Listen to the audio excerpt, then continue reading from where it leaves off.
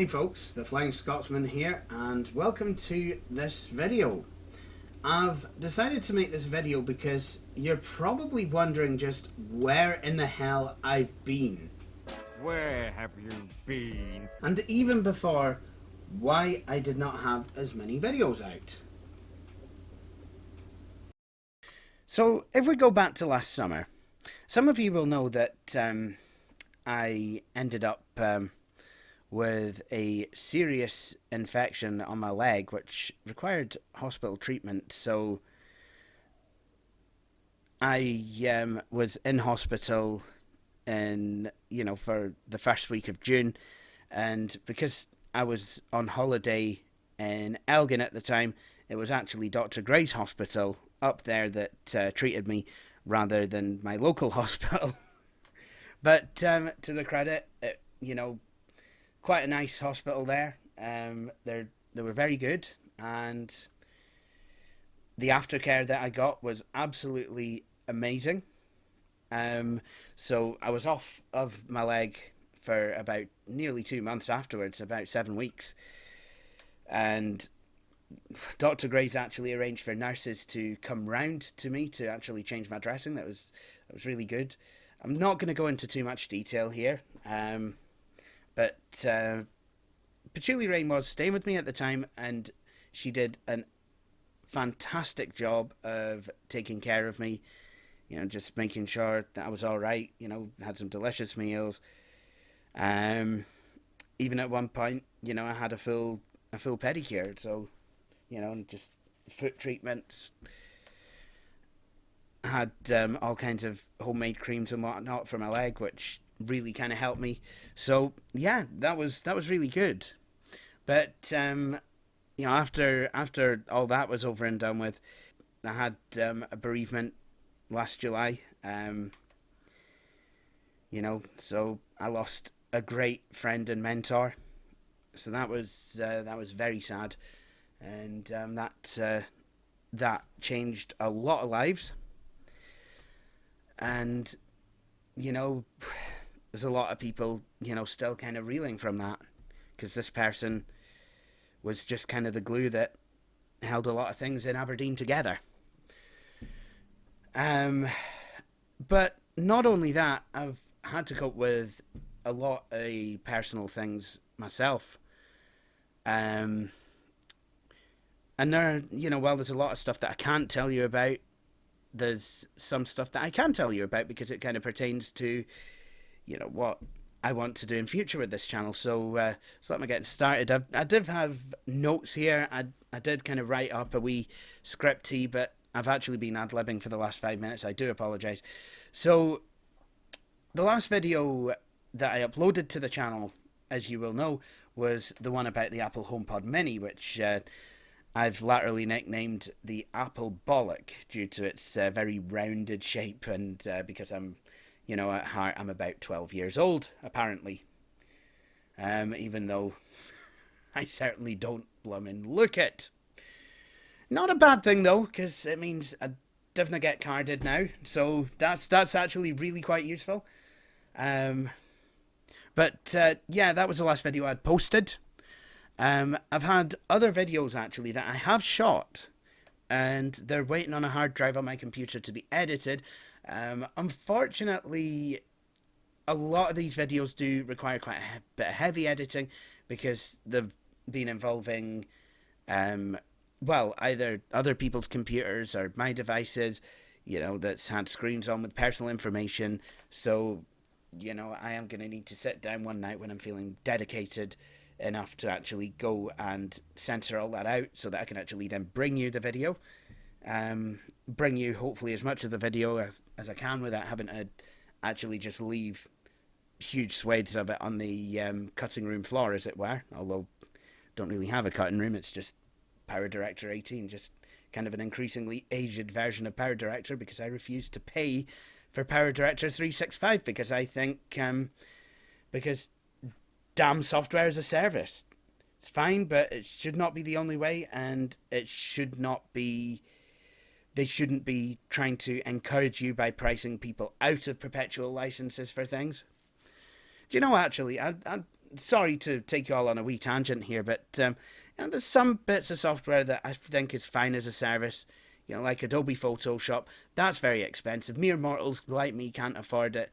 But having access to the Creative Cloud means that if my financial situation were to get any better, maybe I could actually start affording it.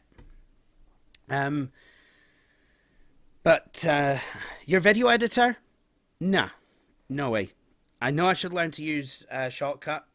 Very powerful, very simple to use video editor, but I'm just kind of stuck in my ways with Power Director, and I think, I'm just still trying to, sometimes it's such a scutter to even bring myself to upload videos. I mean, a lot of people are saying, why even bother? Save us about 3 hours, pointless jibber jabber. But, I do want to bring videos, and I want to bring good quality videos, and I don't need to make editing as easy as possible, and the way to do that at the moment is using Power Director, because, I know actually how to use that. For Patchouli Brains videos last year, I was actually using iMovie and then subsequently wanting to tear out my hair, which is quite sad because my hair is quite soft. It's people would be sad if I lost that. So I'm just using my Windows machine with Power Director. But yeah, so long and short is I do have videos that from January that I would like to put together, and that I will be putting together, and I'll be able to put those out. Unfortunately, one of the issues that I have been facing, especially this last winter, is an overwhelming sense of lethargy. I think brought on by depression. It's just, I was actually taken off of. I was on vitamin D tablets, but I was actually taken off of them. Actually, just in time for the autumn. So I think I must have gotten enough sun last summer when I was out and about, because I did try and make the most out of it when my leg got better. So this has been an especially hard winter. Been very lethargic, very depressed, and I've really not had a good time of it. And it's just preventing me from being able to do a lot of things that either I need to do, or I want to do, or I enjoy doing. So, yeah, what have I been doing then if not videos? Well, I'll actually tell you what has been kind of going on. Maybe it's not been stuff that I've been actively working at all the time, but certainly been on the back of my mind. So, firstly, I've actually been busy with with Aberdeen Action on Disability. Now we're getting to me talking about computers. That's what you all came here for. So, thanks to one of Microsoft's programs for non-profit organizations, we've actually been able to acquire a free license to Microsoft 365 Business Premium. And that gives us up to 10 users, and they get access to Microsoft Office 365 applications if they want it, their own email address that uses AAD's domain. So we've actually got, each volunteer that needs it has an @AAD email address. Looks a lot more professional, and their own login to the computer network. So we've each got our own user profiles, although roaming profiles that allow you to current your files and settings and desktop backgrounds and colors and what have you, they've gone. Windows 10, it kind of still, it'll still kind of hang on, but on Windows 11, it's just not a thing anymore.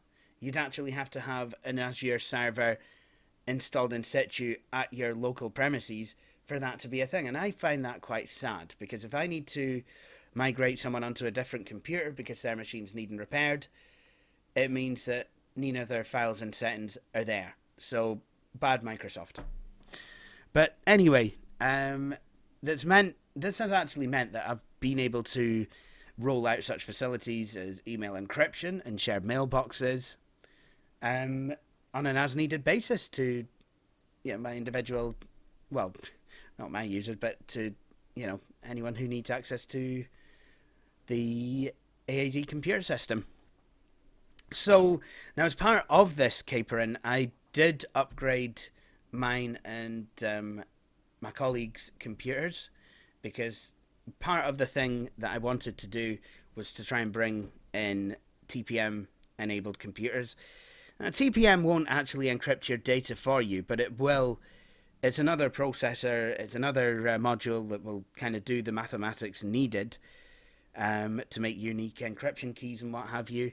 And, an extra layer of security, to make sure our files are secure.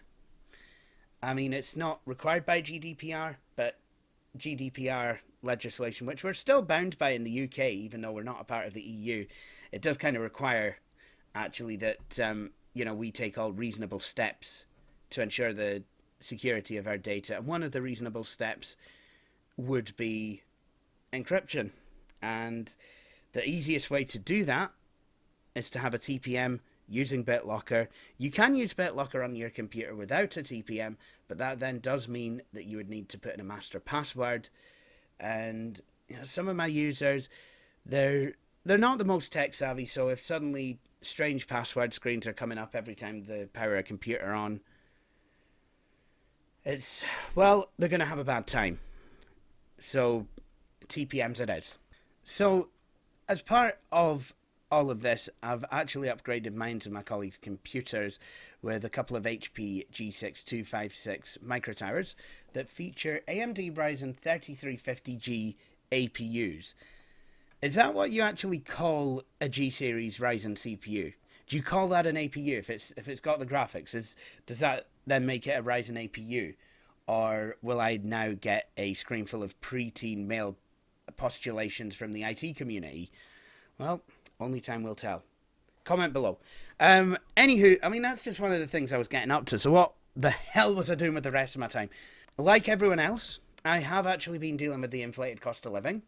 I've been battling with, again, like I said, my energy supplier from time to time and again because, I felt that I was being charged too much. Used to pay a hell of a lot less than I did, when I moved. Yeah, I used to pay a hell of a lot less before I actually decided to move on to a credit meter, which I decided to do because I had a smart meter and sometimes I would put money on it and it would be swallowed and I would never get what I'd paid for. So just to try and avoid all that, I decided to go credit, and then suddenly the prices just went up and I'm getting all excuses like, oh, well, if you're credit, then, you won't be, you'll not be as careful. So naturally, I accrued quite a bit of debt with my, the first supplier that I was with, on a credit meter, but I managed to get that sorted. So decided to move to Eon in 2020. Again, got my first bill in. I couldn't even put meter readings in. I had to have, a dumb meter. I'd been trying to get a smart meter, but there were the COVID-19 excuse. COVID, we can't possibly do. We couldn't possibly. So, I had a credit meter, which, to be honest, I thought was kind of set to overcharge me or something. The meter it was fine. It was counting properly. I tested it with a 2.4 kilowatt fan heater for half an hour, and it was 1,200 or whatever points. It was kind of the correct number of points that were being added onto the meter. So that was all well and good. Eventually, but I did end up accruing quite a debt with Eon that I've been trying to pay back since the beginning of 2021. And eventually, I just went to a pay-as-you-go meter. And ever since then, like I say, even on pay-as-you-go, even though before I was paying a hell of a lot less for my electricity, afterwards, I started having to pay a hell of a lot more. Even before the price rises, I've been paying a premium for each blooming kilowatt I've ever used. So I'm not happy, and yes, I'm aware everyone else is feeling the pinch, but I was already starting from a higher base. So now I am now paying 20 quid every few days, and 20 quid every 5 days, and I just can't afford that. I could not possibly afford to do that. Um, so what was I on here?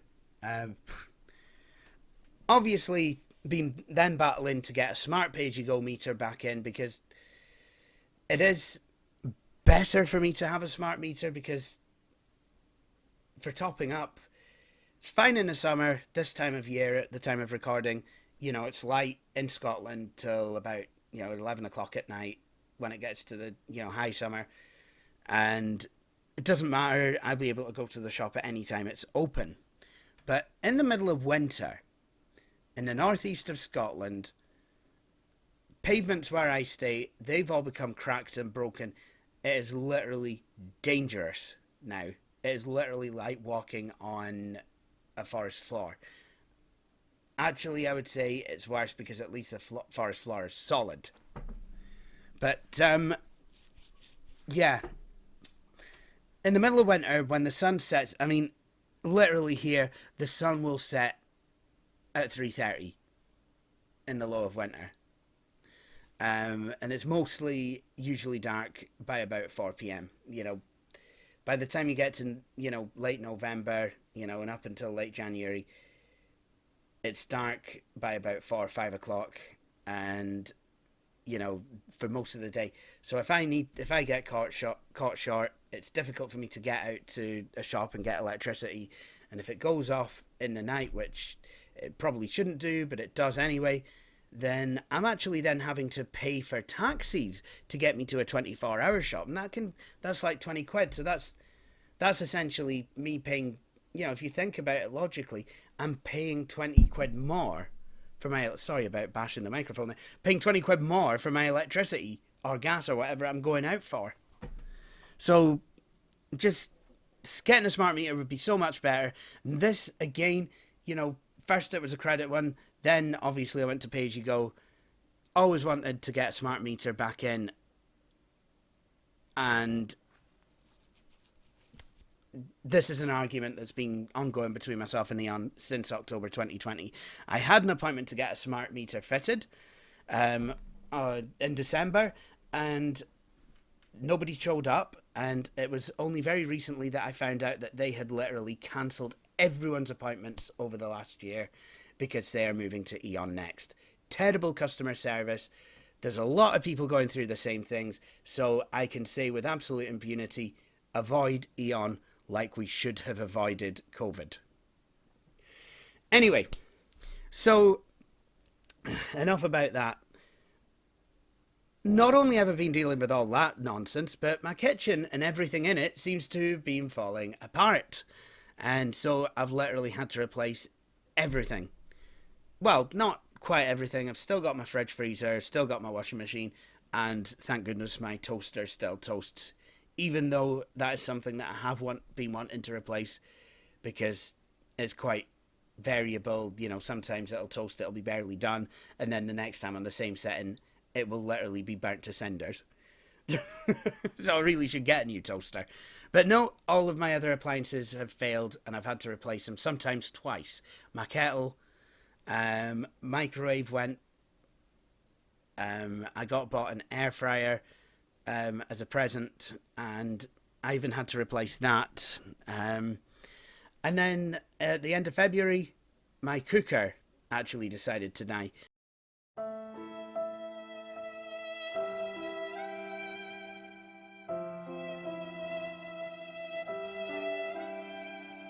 So, or what Americans might call stoves, or possibly ranges, that is the appliance that that went to meat and ban in February.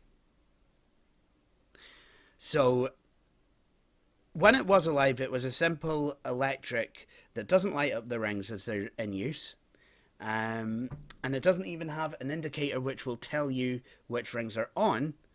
And actually, in New Year's night 2021, I was actually cooking New Year's dinner for Izzy and and another friend of mine from AAD. Had some peas on, and I was using 3 out of the 4 rings. Now, mistake number 1 was keeping a plastic colander anywhere near the cooker, but there was nowhere else to put it, quite frankly, because I'm in a small kitchen. So I put the wrong ring on, didn't I? So the peas were sat there basically stewing in cold water.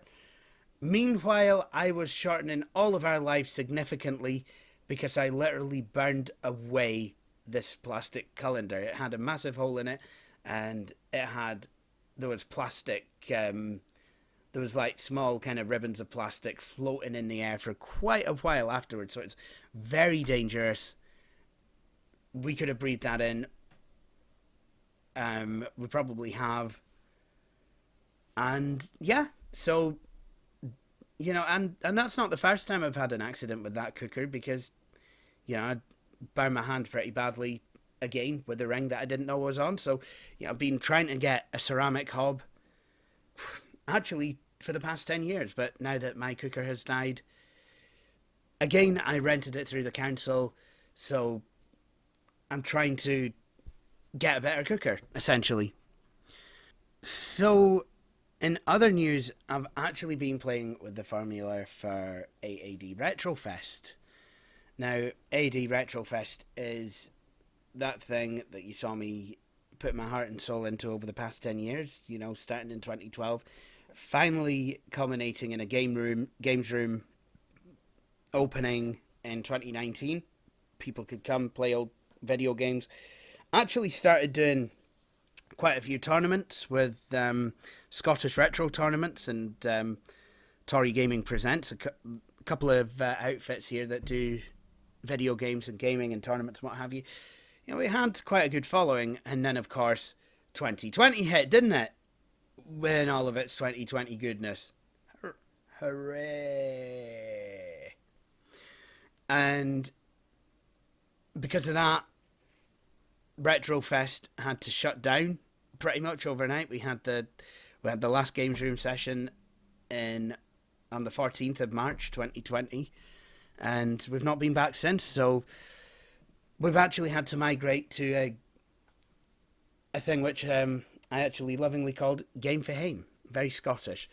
So because of the way that works, you've got to be able to join, hook in, go online. And unless you've got access to a Nintendo Switch or you know how to work RetroArch, there's not really much in the way of retro games that can be played multiplayer online easily. I mean, obviously, I'm going to get a screen full of comments now saying, well, you can do this, and you can do that, and there's servers here, and there's game mods there. No, people just want to jump on and play games. So that's what we've been providing to them, just being able to buy a game off Steam, come along, jump into the game, and then join a lobby, and then we play for a couple hours, and and then we all kind of sign off and go home. Well, we're all at home, but you can't. I mean, so obviously, Retrofest was no longer retro.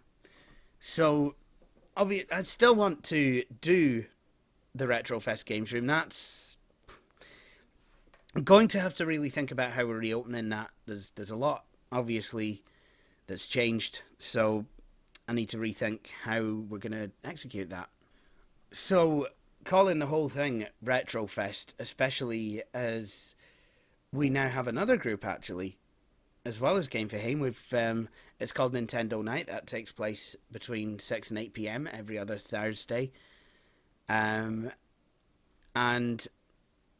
essentially, to take part in Nintendo Night, to actually play, we usually play stuff on the Nintendo Switch, because the Switch has quite colourful, quite accessible, quite not too difficult to see games, and you do have access to a catalogue of games for the Nintendo Entertainment System, the Super Nintendo, SNES, SNES, whatever you want to call it.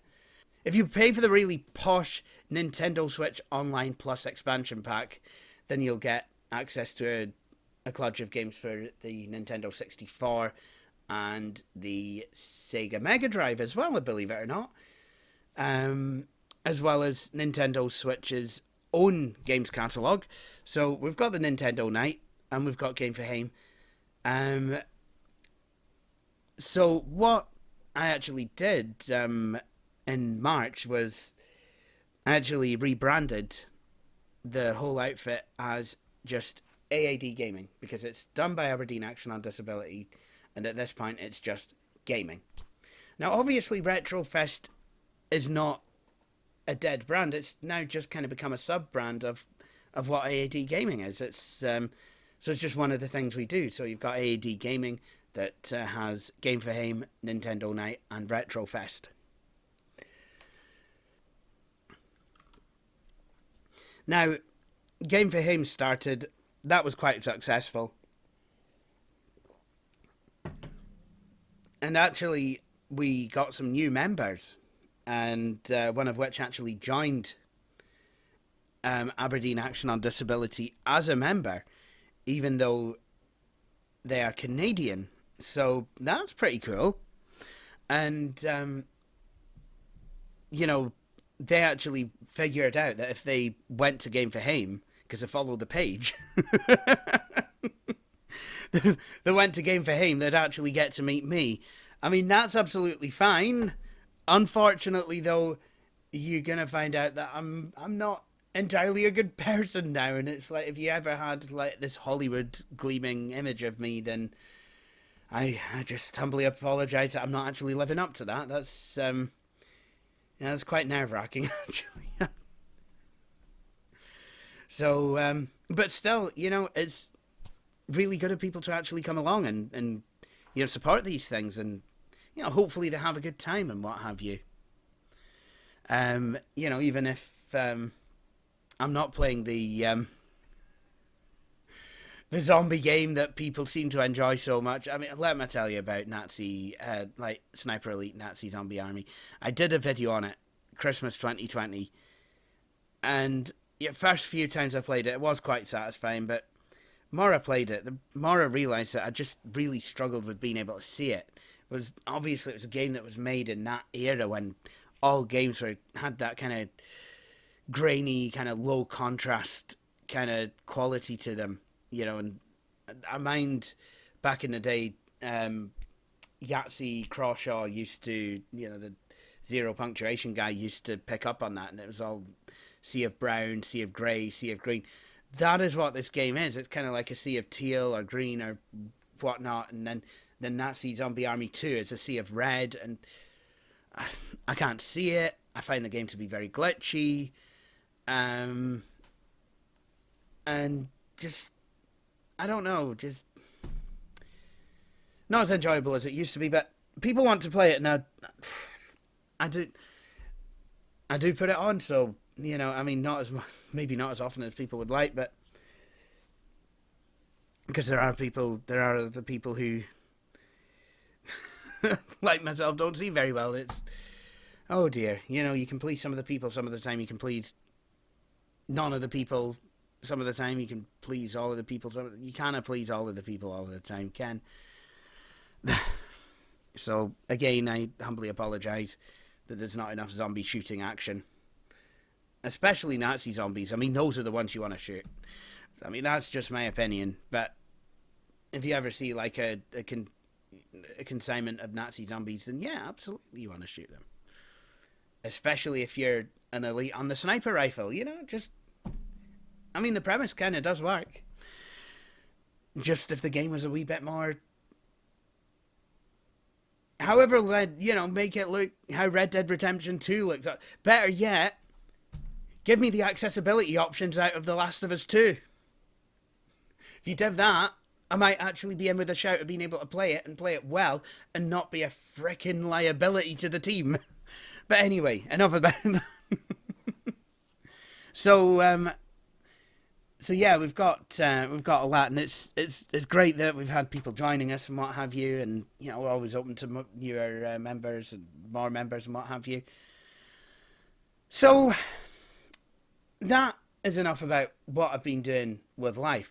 But what am I actually planning to do on the channel? What have you guys got to look forward to? Well, I mean, firstly, once I have my new cooker installed, I do hope to do a kitchen tour, where I actually talk about some of my new appliances that I now own and how they can be useful for visually impaired people, despite having been bought off of the shelf from Curry's rather than going to the RNIB to be scalped. I mean, okay, let's talk about the RNIB. How do their talking microwaves work? I mean, do they need ray tracing?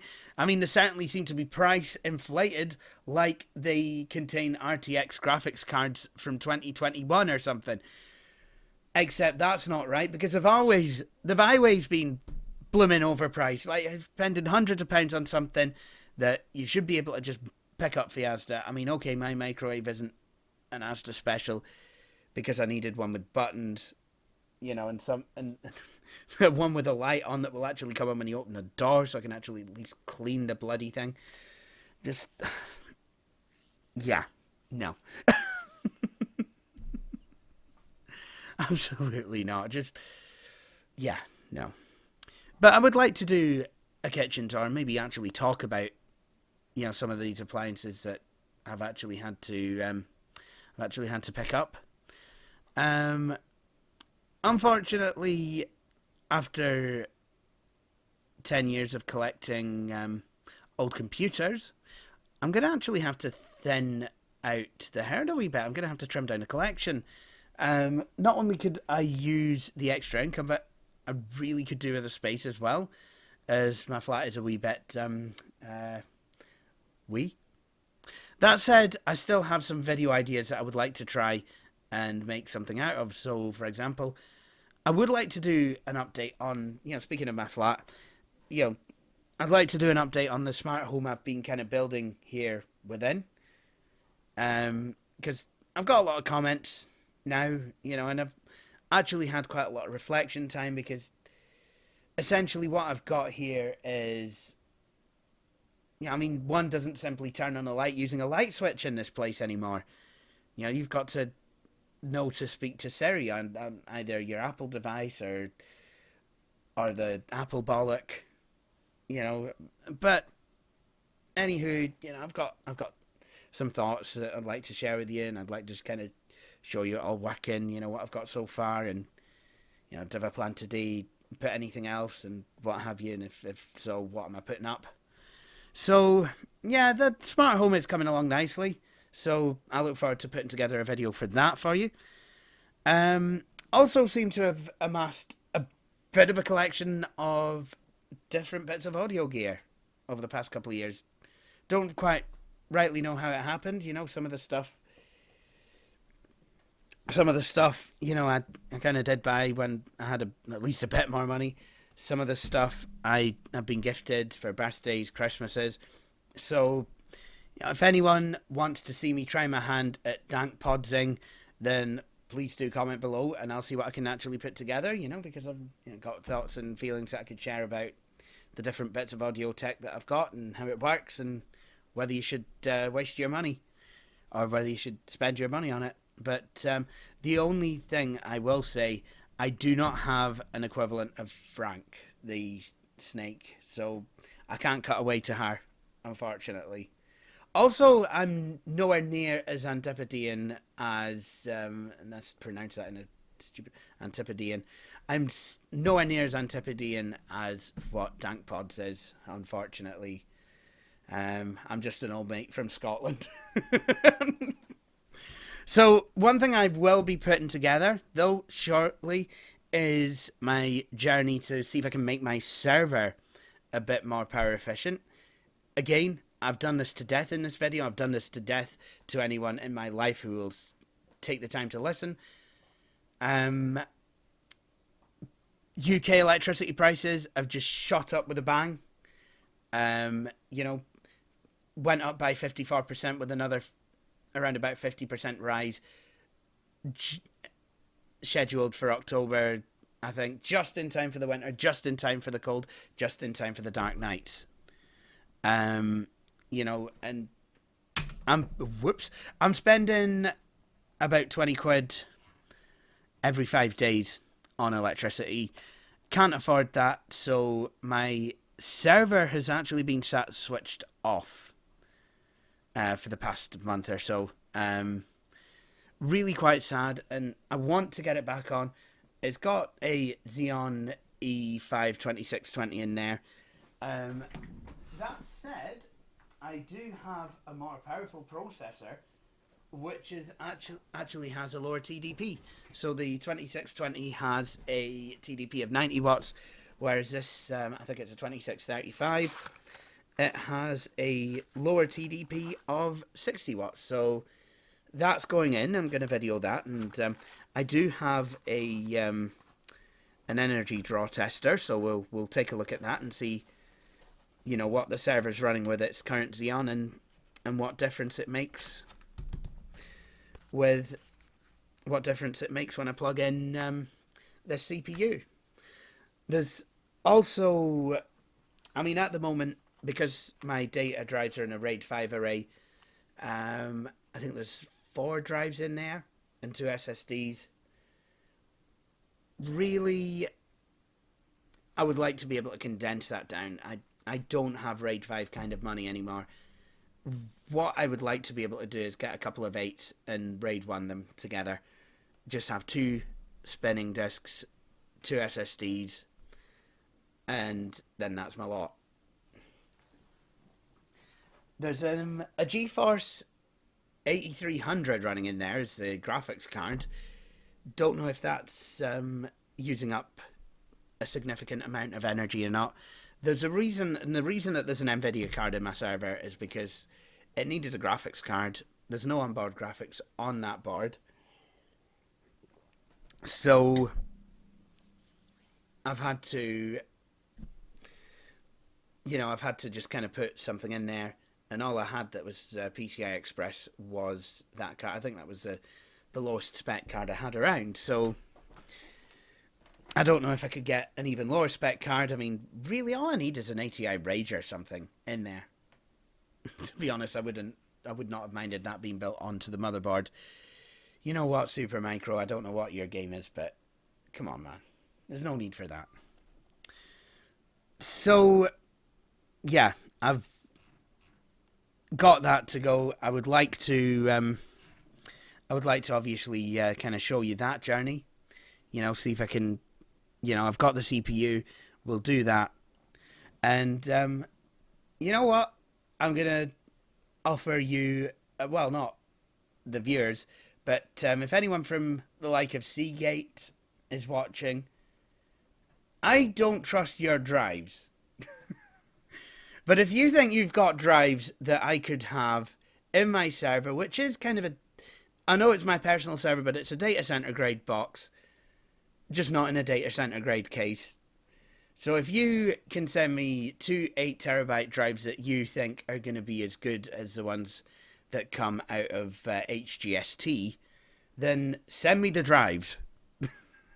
Send me the drives. Put your money where your mouth is. Send me the drives. Nobody's going to send me the drives. That's the only way I can think of to get hard drives. I can't just go into a shop and buy them. I don't have that kind of money. So yeah, that is what I'm wanting to do with the server.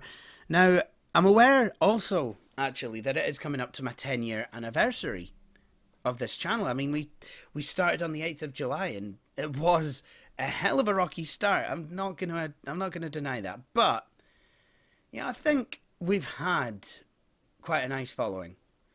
And I think there has been success in as much as, well, like I said earlier, I've been able to pick up participants for AAD gaming. There's someone who'll log in every couple of weeks from Canada, and you know who you are. And if you're watching this video, hey, and things like that kind of make me realize that I'm not completely unwatched. But that said, I am hopefully slowly, I'm hoping that I can slowly get back into the swing of doing YouTube videos, even though, I've not been doing them at all recently. And while I've not been videoing, I have actually been blogging. So I've reopened my blog at jwakefield.com. It's a new blog, so there's none of my old blog posts there, lamentably. I have been uploading some posts, maybe not as many as I'd like, or not as many as I probably should be, but there are posts on there, so, if you want to go and take a look, jwakefield.com, you can have a read of what I've been up to. And once on there, you'll be able to read about how I seem to have become a bit of a closeted Apple fanboy without my having noticed. But anyway, I feel that a good stopping point for me was about an hour ago, so I'll stop now. I do apologise for the lengthy hiatus, and I do apologise for the lengthy ramble explaining the lengthy hiatus. I'm going to be honest, I don't know how regularly any of my videos are going to appear, but if you'd like to be in on the ground floor, as it were, with my video releases, then now would be the perfect time to subscribe and click that wee bell icon so you can be notified if I've managed to put something out. But for now, I'd like to thank you all for watching, and please do join me for my next video. Cheery bye.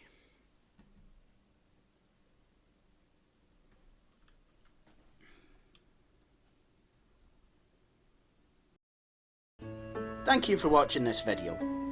If you enjoyed it, please hit the like button. You could also subscribe to the channel and hit the wee bell icon to be notified when I have published a new video. But until then, please feel free to check out some of my previous videos.